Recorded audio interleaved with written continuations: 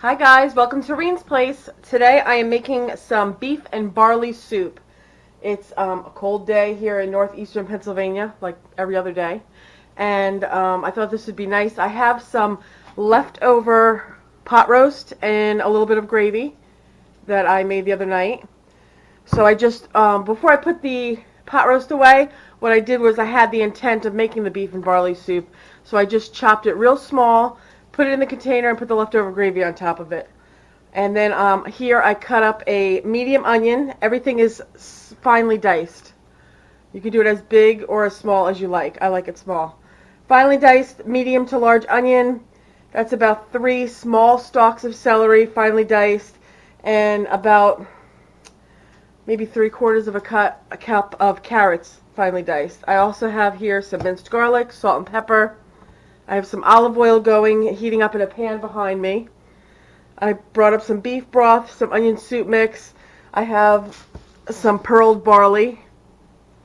And the first step that we're going to do is we're going to put the vegetables in some olive oil and get them simmering. We just want them like a little bit translucent. So let me turn around and we'll get going on. Okay, so I have my pan on here on a medium-high heat. It's just starting to get hot. So I'm going to throw these things in now. And this is a great soup. It's kind of like a stew almost, but it's a nice hearty, thick soup that good for lunch, good for dinner, whatever you like. And I've been making this one for a couple of years now. And I usually only do this in like the fall and the winter, so it's definitely a good stick-to-your-bones kind of meal. Okay, so this is going to take a few minutes. I'm just going to give it a stir so everything coats in the olive oil, and then I'm going to leave it alone and let it start to saute and soften. Okay, I'll come back to you when we're ready to do the next. Okay, so we're back. The onions are starting to become translucent, and so the other veg is softening up a little bit, but it doesn't matter because barley takes a long time to cook, so we have plenty of time for these vegetables to cook the rest of the way. I have the onions where I want them, and now I'm just going to add some minced garlic. You could use fresh, you could use garlic powder, whichever you like. And I'm just going to do about a teaspoonful. I'm sorry, my dog is inside looking out the windows. Ads.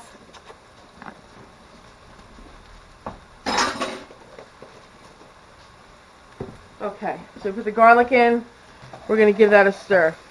While the vegetable was sauteing, what I did over here is I measured out a cup of barley. I think I usually do a little less, but I did a cup.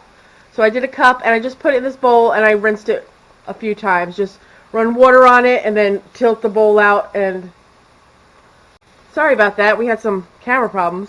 As I was saying, what I did was I rinsed about a cup of barley out. I just put it in a little bowl, covered it in water, whooshed it around a few times, empty it, do that a couple times. I'm not sure that that's a necessary step, but that's something that I always like to do. Okay, so the garlic's in now, and we're going to start putting this together.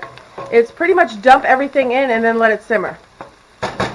So the first thing I'm going to do is I'm going to put in my leftover beef. This was maybe, I'm going to say it's maybe a cup and a half, 2 cups of chopped up pot roast with the leftover gravy. That's going to go in.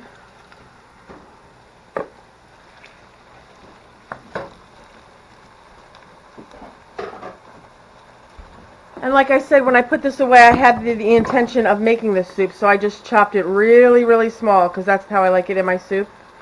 Let me just show you. Small pieces. Okay, so that's in. That's a lot of beef in this, which is nice. Sometimes, if I only have a little bit, I'll just put just a little bit in, whatever I have left over. Now I'm going to put the barley in. Now you can wait for the broth to come to a simmer, but you really don't need to. And then I'm going to put this whole 32-ounce carton of beef broth in. Now when this cooks, this is going to really thicken up. So when you're checking on it and stirring it, if you feel like it's too thick, throw a little water in. This barley really expands. It's kind of like how oatmeal does when it's cooking, or lentils, like that. So I have just that, and then my secret ingredient, I seen this somewhere, and I looked all over the internet this morning trying to find out where I got it from to give them credit, but honestly, it's been years, and I just can't find it. So the secret ingredient is some onion soup mix. What I like to do is I like to open the bag and just stir it around a couple times, and then I put 2 tablespoons of the onion soup mix in. Now what I will say is I keep this out, because what happens is, as it's cooking, like I said, you may find that you have to add some water to this, and if you do, you're going to want to keep tasting it. And if you feel like it's getting a little weak tasting, you're going to put the rest of that bag in. So I'm not going to salt it right now, just because the onion soup mix has salt in it, but I am going to add some black pepper.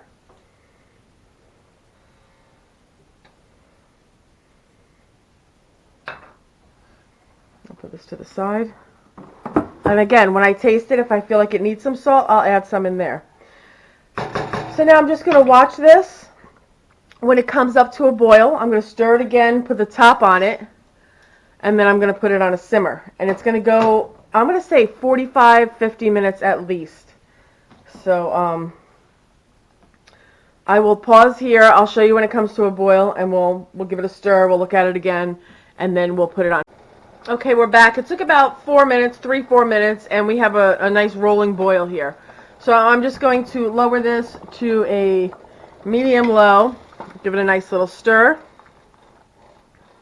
I'm going to put the top on and leave it just askew a little bit. Let a little bit of that go. And now what you're going to want to do is, I'm going to set my timer.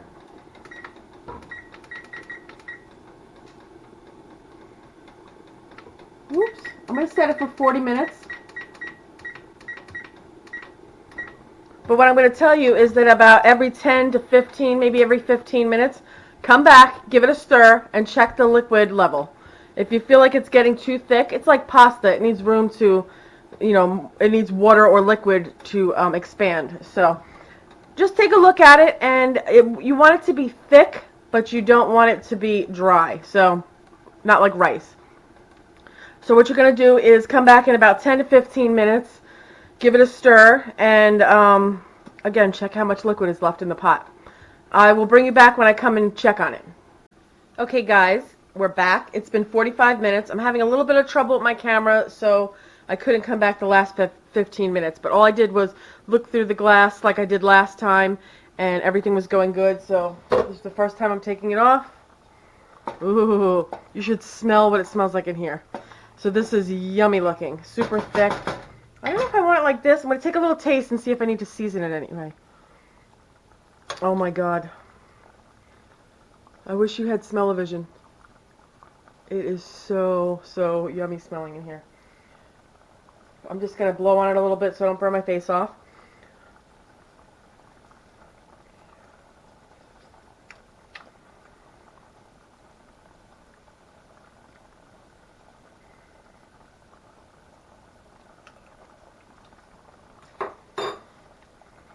Okay.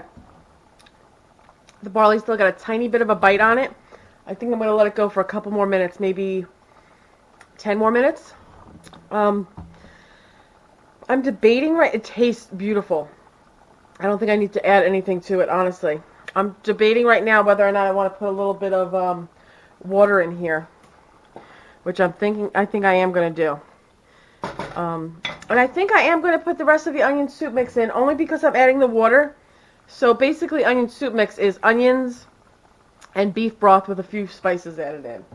So I think I'm going to run me some hot water real quick. Grab a measuring cup.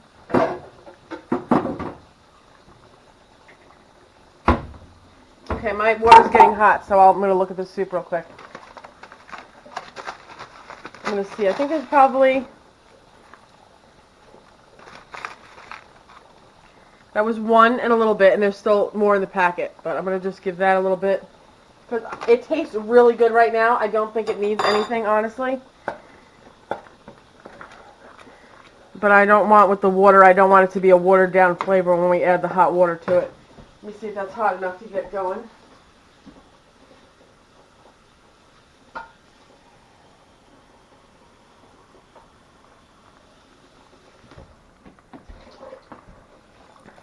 That was a cup of water that I just stuck in there. Yeah, that's much better. Okay, I'm going to let this simmer 10 more minutes. And then we should be done. Honestly, you can eat it right like it is. It's just, like I said, the barley has just a tiny bite on it. Which, honestly, is fine.